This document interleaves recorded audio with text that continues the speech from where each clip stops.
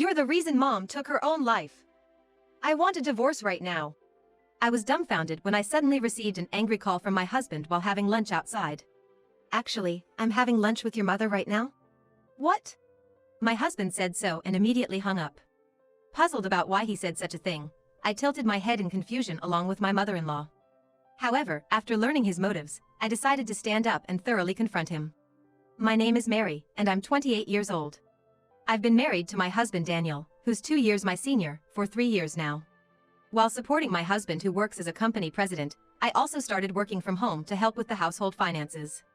But it seems Daniel wasn't too happy about me working. You don't need to work, you know. That wasn't a word of appreciation for me trying to balance housework and a job.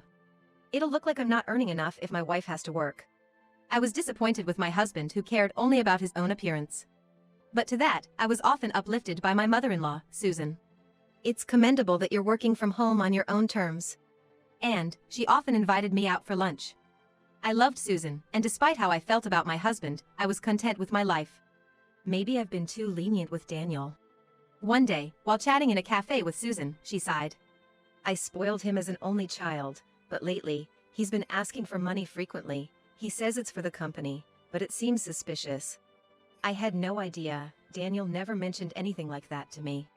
But knowing my husband who likes to show off, even if the company was in trouble, he probably wouldn't tell me until it was too late. I sometimes regret how I raised my child. I worry if I've been a burden to you, Mary, and it keeps me up at night. Susan, you've done nothing wrong.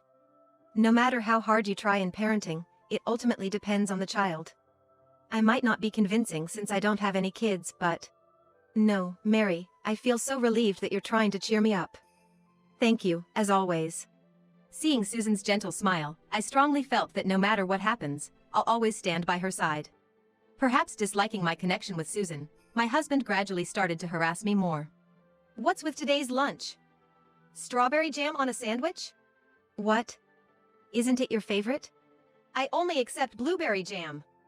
Strawberry is too common and poor-looking for my taste. Daniel came home, yelling, and threw the lunchbox into the trash can. How could you? That lunchbox is getting old too. Buy a new one, will you? As he stomped into his room, a sweet perfume scent wafted from him. Daniel, you've been wearing that scent a lot lately. However, when I cleaned his room, there was no perfume bottle, and I suspected it might be a woman's fragrance. And then, without any notice, he started coming home late more frequently.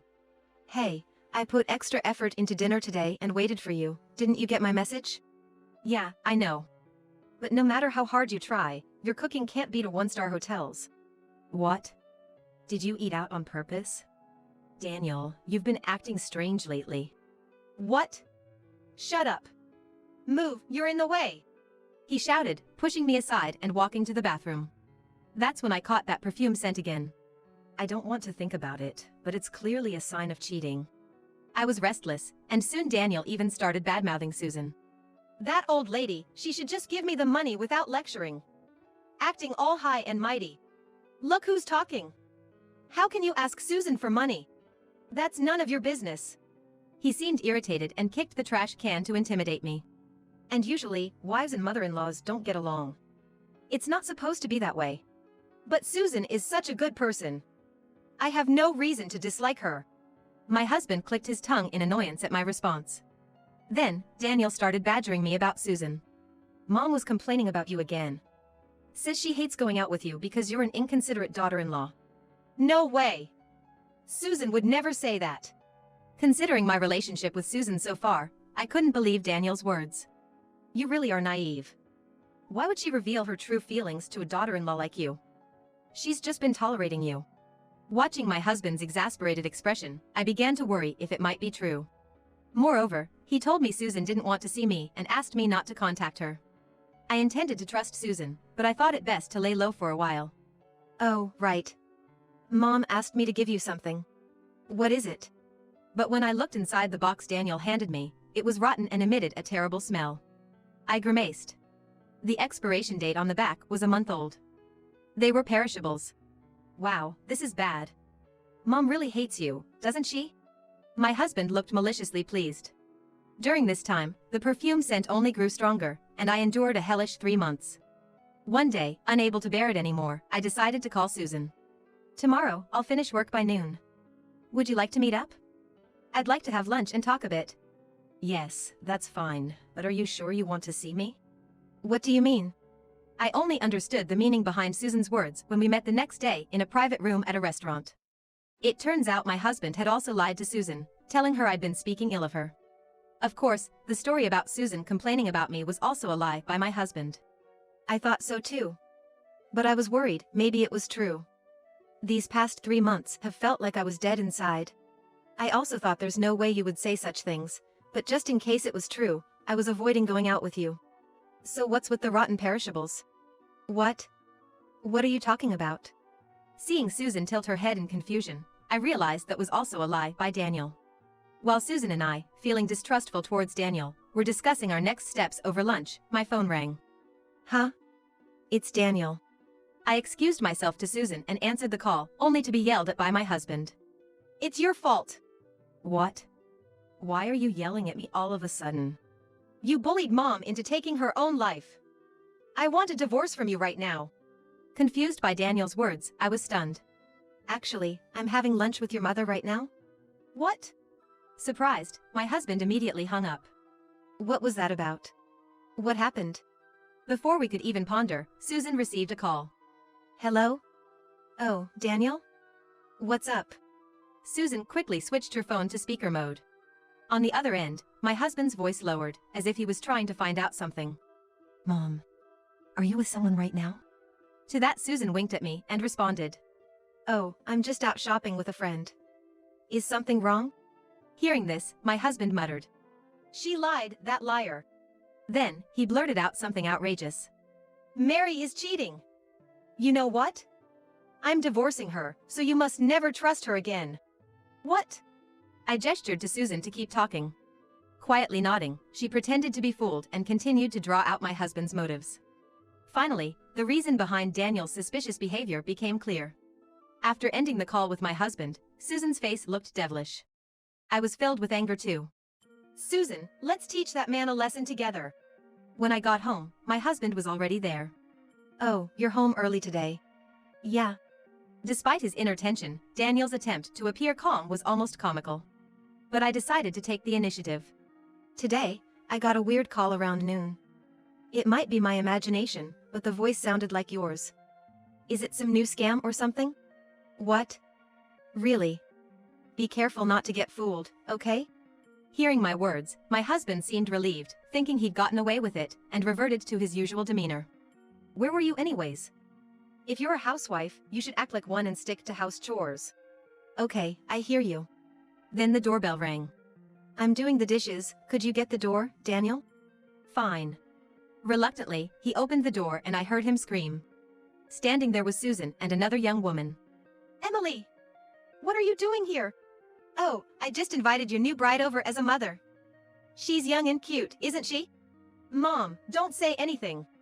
Daniel gestured for Susan to be quiet, but I watched from behind with a cold gaze. I'm sorry to say this, but both Susan and I know about your affair. I watched Daniel gasp. Please, come in. He welcomed the woman named Emily. How long have you known? Sitting across from us, Daniel looked up with a fearful gaze. Daniel, every time you came home, you smelled of perfume. Didn't you notice? Or is there something wrong with your nose? Tired of feeling uneasy, I decided to investigate my husband's mistress. Disguising my hair and outfit, I frequented a cafe near his office and followed him and his mistress to a hotel, capturing the moment they entered. I was so excited that I couldn't sleep that night. How did you find her contact information? You thought you were careful by setting your phone's lock to fingerprint recognition, but that's easy to bypass when you're asleep. Don't I have any privacy? Be quiet. Susan, usually calm and gentle, raised her voice, silencing her son. So, I contacted Emily, and Susan went to pick her up. I forced my husband's chin up as he sat with his head down.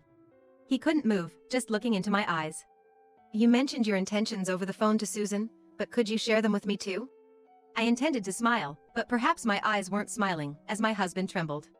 Reluctantly, he began to explain his suspicious behavior and the purpose of his call that day. I plan to divorce you, take the alimony and shared property, and then remarry Emily. So, initially, you intended to make it look like Susan took her own life and blame me for it, leading to a divorce. Is that correct? He nodded in small movements. It's surprising he thought such a lie about Susan's death would work.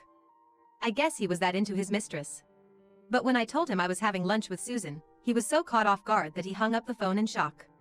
Still unrepentant, my husband, thinking of his next move, quickly contacted Susan. When Daniel came to me with his plan, I was utterly disappointed.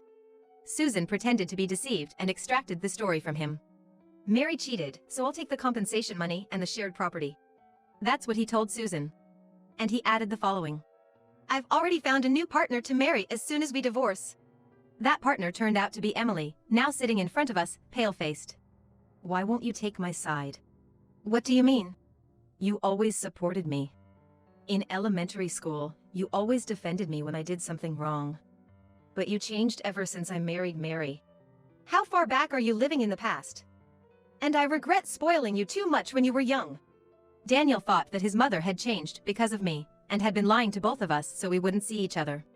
Disappointed with her son, Susan sighed deeply. I never thought you could be so selfish. I'll end it here. I'm cutting off your financial support. What? You're kidding, right? Actually, Susan had been financially supporting Daniel's company, and his success as a president was largely due to her. However, after becoming suspicious of his constant requests for money, Susan discovered he was using the funds for his mistress and not the company. I no longer consider you my son. I'm disowning you, so leave this house. Daniel's face turned increasingly pale. It was only natural, since the house we lived in was in Susan's name, and he had always relied on his mother. Seeing him look at me in panic, I pushed the divorce papers towards him. Sign here, please. Here's a pen. Enjoy your life with your mistress as much as you want. At least let me off the compensation money. Don't joke with me. How dare you claim Susan took her own life? I said so and slapped his face. What? If there's no money, there's no benefit to marrying an old man like you. The mistress said so and slapped his face too. Daniel, holding his face, teared up and collapsed on the floor. By the way, Emily, I'll be seeking compensation from you too. What? Why me? You can't just meddle with someone's husband and get away scot-free. But she too slumped powerlessly to the floor, and together, Susan and I kicked both the Daniel and Emily out into the cold. After divorcing my husband, I demanded $20,000 in compensation. He was kicked out of the house owned by Susan, his financial support was cut off, and his company went bankrupt. Now homeless and penniless, Daniel is apparently living on the streets. Of course, I also got $10,000 in compensation from the mistress. Susan and I remain close, and after my divorce, I moved in with her. Our bond deepened even more. And we now live freely and happily together, just the two of us. I will be erased soon. A letter from my sister-in-law Elizabeth, who had taken her own life, arrived addressed to me. It came a week after she had passed to the other side. Despite her will already being found, what on earth was going on? I couldn't understand it all. But when I saw that letter, my hands started shaking with anger. This can't be forgiven. The letter ended with the words, "Report to police immediately." Little did I know what would happen next. My name is Jessica, I'm 28 years old. I live with my husband Paul, who is 5 years older than me. Both of us worked at different companies. Paul had a sister named Elizabeth, a very gentle person who, and for me who had no sisters, was like a real sister. And Elizabeth treated me like a sister as well. My sister-in-law was unmarried, and said she had no boyfriend, but she confided in me alone. Actually, there's someone I've been interested in lately. He's a wrestler and is very strong. Elizabeth said with a happy smile. And this was a secret kept between just us. My father-in-law was a practicing doctor, but passed away due to illness 3 months ago, and after that, Elizabeth started living with my mother-in-law. But then, my mother-in-law also passed to the other side. The cause was due to an overdose of medication, likely obtained from my father-in-law's clinic. After my father-in-law passed away, they were considering closing the clinic since my parents-in-law were known as a loving couple to everyone. The will created on the computer mentioned my mother-in-law couldn't bear my father-in-law's death. But my mother-in-law was a person who always enjoyed writing and had a beautiful handwriting as well. So I felt it was odd that her last message to this world wasn't handwritten. But my husband simply accepted it. She chose to go to the other side, so it's not strange she did something different. She must have been that lonely. Indeed, thinking of my mother-in-law's immense sorrow for the love of my father-in-law, I oddly found myself agreeing with Paul. But, amidst such interference, there was a mountain of things left to do. Because my mother-in-law had hardly touched anything inherited from my father-in-law, she had left behind a vast fortune. Paul would find time to immerse himself in the inheritance procedures. In contrast, my sister-in-law began sorting through my mother-in-law's belongings, one by one. And from this time, I started to notice a change in Paul's behavior. When he's home, he would stay in his room, and when he had work, he would come home late. And then finally, he started frequently coming home in the morning without telling me at all. "You've been acting strange lately. What on earth are you doing?" "It's none of your business." "But your mother just passed away, and you're not coming home until morning." "Shut up. Don't preach to me." My husband stormed out the door and became unreachable, not returning until the next evening. Given the gravity of our marital crisis, I confided in my sister-in-law about the situation with him. "I'll subtly ask Paul what's been happening. Let's work together and resolve this." Her encouragement somehow bolstered my spirits. Yet, what followed was unimaginable. The very next day, my sister-in-law suddenly left this world. The cause was the same as my mother-in-law's, an overdose. And she too had left a note. "I will join my beloved mother on her journey." But the idea that Elizabeth, who had been so positive just days before, taking her own life made no sense to me. "Something is definitely wrong. Let's get the police to investigate. Making a fuss won't bring Elizabeth back. You just do what you're supposed to do quietly." Despite my inability to accept, the funeral wouldn't wait. With a heart full of sorrow and unresolved feelings, I proceeded to make the arrangements. After Elizabeth's funeral, exactly 1 week later, I was set to return to work. Arriving at the office, there was an envelope on my desk. It seemed to have arrived while I was away. "Who could it be from? What? This can't be." I was shocked to see the sender's name.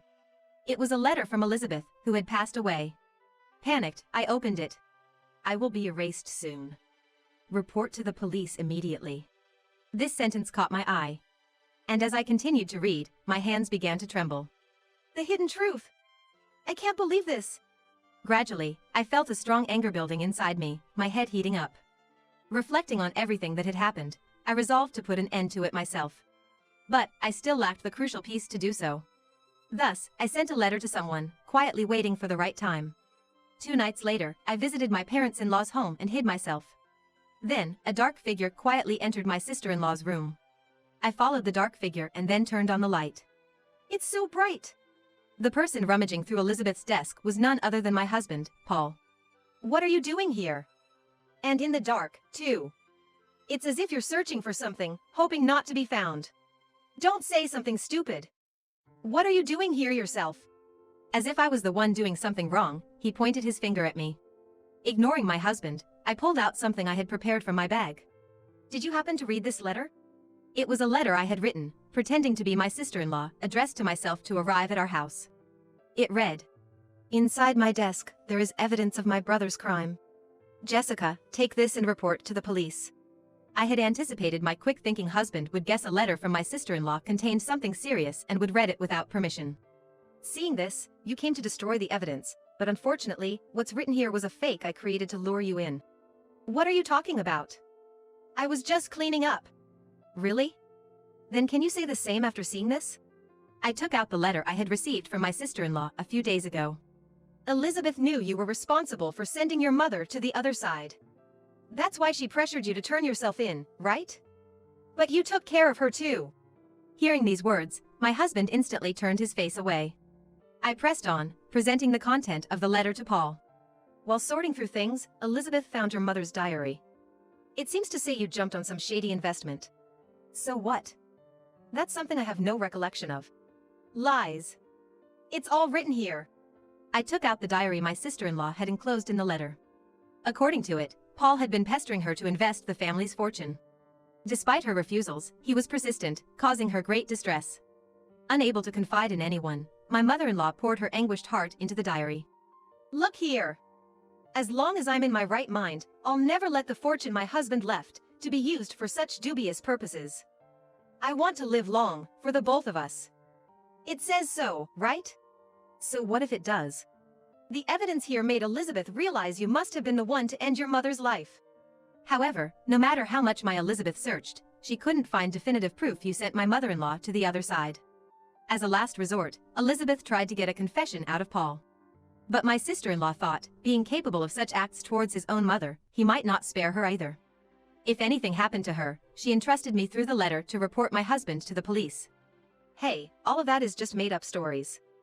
After all, there's no conclusive evidence I sent those two to the other side, is there? You rummaging through Elizabeth's belongings right now is evidence enough. Calm down, will you? Saying this, my husband left the room and returned with coffee he had brewed in the kitchen.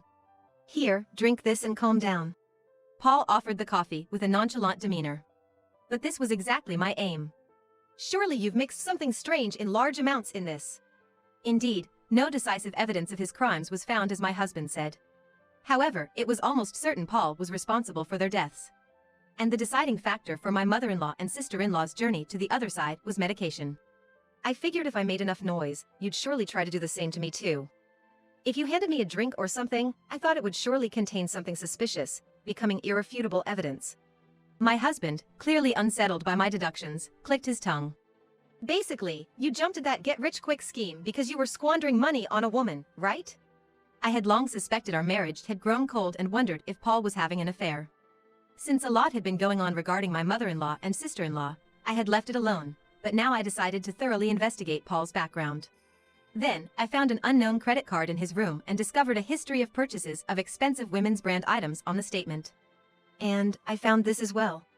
I pulled out a club hostess's business card I found in the inner pocket of his suit.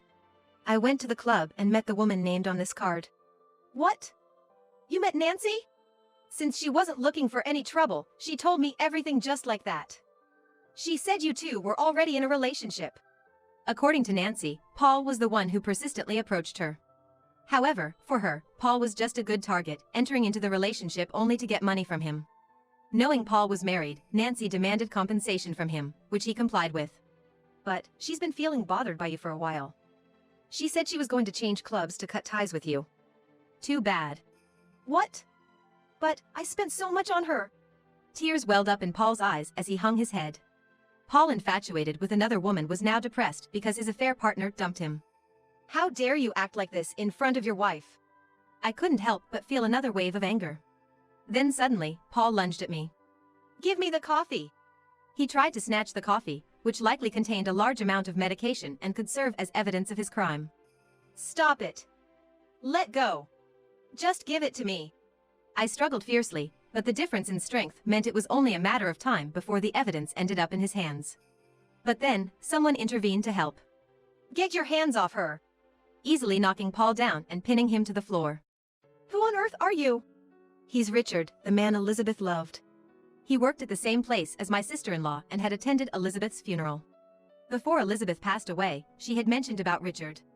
There's a wonderful man with a wrestling background. Seeing Richard, a solidly built man, holding back tears in front of Elizabeth lying in peace, I instantly knew he was the man my sister-in-law had loved.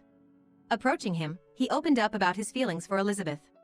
Richard, too, couldn't believe my sister-in-law had taken her own life, and we exchanged contact information, promising to share any new information. In order to carry out this plan, I had asked him to hide just in case. Damn it! You tricked me! My husband struggled, and with my help, the two of us managed to subdue him. Thinking he couldn't escape, Paul suddenly changed his tune. Look, Richard, can't we talk this out? If you let me go now, I might even share a bit of my family's wealth with you. You open your mouth and that's what you suggest? Jessica, you too.